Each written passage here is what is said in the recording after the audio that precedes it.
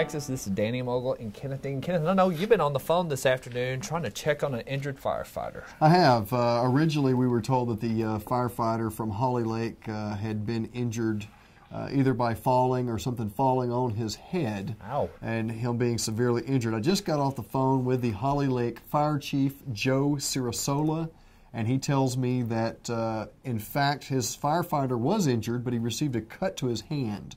While they were working and treating him on the scene for that, he began developing other health issues, and as precautionary measures, they took him via air to Tyler Hospital. So did they have a house fire out there on Holly Lake? They had a house fire, and they had multiple departments responding to that fire, and sometime during the fighting of the fire, the firefighter fell and injured his hand. Does Holly Lake have its own firefighting group out there? They do have a fire department, but they also received help from Hawkins, Haynesville, Ogburn, and Perryville, I believe. Okay, Kenneth, also going on this afternoon, TISD has a workshop. You know, they hired Gary Mooring. Well, you got to wait that certain amount of period. So they're going to discuss his salary. And also, they're going to have a time where you can comment about the possibility of TISD calling for a bond. Correct. Yeah. TISD says it's looking at getting a new campus for Lee, getting a new campus for JT, also developing a career center, a lot of things on the board. They have not called a bond election yet, but some people have an opinion about that. I know they do. Yes, they do. And if you do have an opinion, you can go to the board meeting 4:30 at the Jack L. Davidson Conference Center, 807 West Glenwood.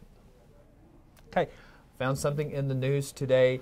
Apparently in California, they're having a big problem because people have aquariums and they're like dumping it down the toilet and the sink, and the little fish that live in the aquarium are now in the ocean, and they're like being an invasive species.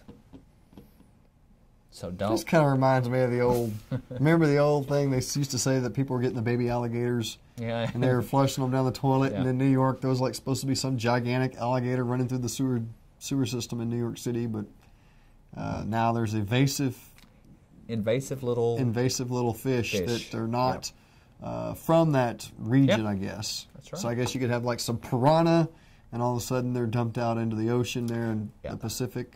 So the lesson to learn is you just can't just dump anything down the sink and the toilet.